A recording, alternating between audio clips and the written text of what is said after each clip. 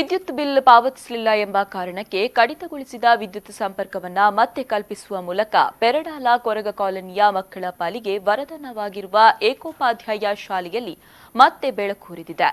ಕೇರಳ ಕೇಂದ್ರೀಯ ವಿಶ್ವವಿದ್ಯಾಲಯದ ಸಮಾಜ ಸೇವಾ ಘಟಕ ಮಾದರಿ ಕಾರ್ಯವನ್ನ ಮಾಡಿ ಕಾಲೋನಿ ನಿವಾಸಿಗಳ ಸಂತೋಷಕ್ಕೆ ಕಾರಣವಾಗಿದೆ. ಈ ಬಗ್ಗೆ ಮಾತನಾಡಿದ ಕೇರಳ ವಿಶ್ವವಿದ್ಯಾಲಯದ ರಿಜಿಸ್ಟ್ರಾರ್ ರಾಧಾಕೃಷ್ಣ ನಾಯರ್ ಅವರು, ಹಿಂದುಳಿದ ಜನಾಂಗದ ಅಗತ್ಯಗಳಿಗೆ ಸ್ಪಂದಿಸಿ ಸುಭದ್ರ ಜೀವನಕ್ಕೆ ಸಹಾಯಕರಾಗಿ ಸೌಲಭ್ಯ ಸೌಕರ್ಯಗಳನ್ನು ಒದಗಿಸುವ ಪ್ರಯತ್ನ ಮಹತ್ತರವಾದ ಕಾರ್ಯ.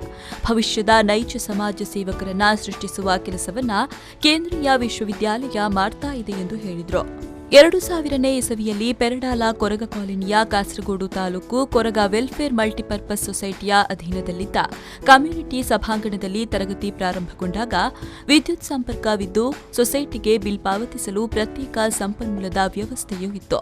ಆದರೆ 2003ರ ಬಳಿಕ ವಿದ್ಯುತ್ ಬಿಲ್ ಪಾವತಿಸದೇ ಇರುವ ಕಾರಣ 2007ರಲ್ಲಿ ಈ ಕಟ್ಟಡದ ವಿದ್ಯುತ್ ಸಂಪರ್ಕ ಕಡಿತಗೊಳಿಸಿ ಕಾಲೋನಿಯ ಬಡ ಮಕ್ಕಳು ಕತ್ತಲಲ್ಲಿಯೇ ಕುಳಿತು ಓದುವಂತಾಯಿತು. ಕೇಂದ್ರೀಯ ವಿಶ್ವವಿದ್ಯಾಲಯ ಸಮಾಜಾಧ್ಯಯನದ ವಿಭಾಗದ ವಿದ್ಯಾರ್ಥಿಗಳು ಈ ಕಾಲೋನಿಯಲ್ಲಿ ಶಿಬಿರ ನಡೆಸಿದ ಸಂದರ್ಭದಲ್ಲಿ ಕಾಲೋನಿಯ ಜನರ ಸಮಸ್ಯೆಗಳ ಬಗ್ಗೆ ಕೂಲಂಕುಷವಾಗಿ ಅಭ್ಯಸಿಸಿ ತಕ್ಕುದಾದ ಪರಿಹಾರ ಮಾರ್ಗವನ್ನು ಕಂಡುಕೊಳ್ಳುವ ಪ್ರಯತ್ನ ಮಾಡ್ತಾ ಇದ್ದು, ಈ ಶಾಲೆಯ ವಿದ್ಯುತ್ ಸಂಪರ್ಕವನ್ನು ಮರುಸ್ಥಾಪಿಸುವ ಉದ್ದೇಶದಿಂದ ಸತತ ಪ್ರಯತ್ನವನ್ನ ಮಾಡ್ತಾ ಬಂದಿದ್ದಾರೆ.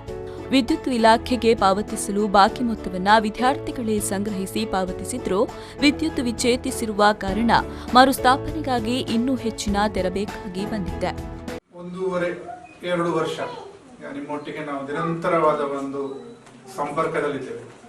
ನಾವಿಲ್ಲಿ ಬಂದಿದ್ದೇವೋ ಅಥವಾ ನಾವಿಲ್ಲಿ ಬರ್ತಾ ಇದ್ದೇವೋ ಅದಕ್ಕಿಂತ ಜಾಸ್ತಿ ಇಬ್ರು ನಮ್ಮ ಶಿಷ್ಯರು ವಾರದಲ್ಲಿ 2 ದಿನ ನಿಮ್ಮ ಅದಕ್ಕೆ ನಾನು ಜೆಸ್ಸಿಲಿಗೆ ಹೇಳಿದೆ, ನಿಮ್ಗೆ ಯಾರ ಪರ್ಮಿಷನ್ ಬೇಕಾಗಿಲ್ಲ, ಮಾತಾಡ್ತೇವೆ ಅಂತ.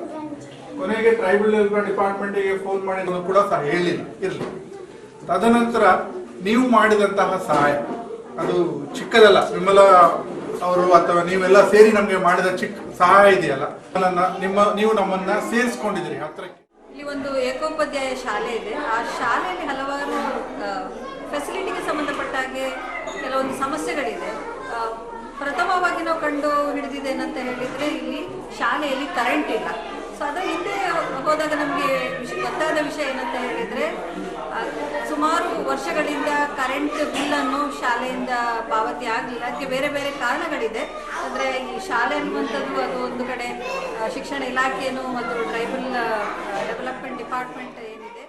ಈ ಸಂದರ್ಭದಲ್ಲಿ ವಿಭಾಗದ ಮುಖ್ಯಸ್ಥ ಡಾಕ್ಟರ್ ಮೋಹನ್ ಏಕೆ, ಸಹಾಯಕ ಪ್ರಾಧ್ಯಾಪಕರಾದ ದಿಲೀಪ್ ದಿವಾಕರ್, ವಿಮಲ ಕೊರಗ, ಶಾಲಾ ಶಿಕ್ಷಕ ಬಾಲಕೃಷ್ಣ, ಅಚ್ಚಾಯಿ ಮೀಡಿಯಾ ಕ್ಲಾಸಿಕಲ್ ಕಾಸರಗೋಡು ಪದಾಧಿಕಾರಿಗಳು, ಕಾಲೋನಿಯ ಹಿರಿಯರು ಉಪಸ್ಥಿತರಿದ್ದರು.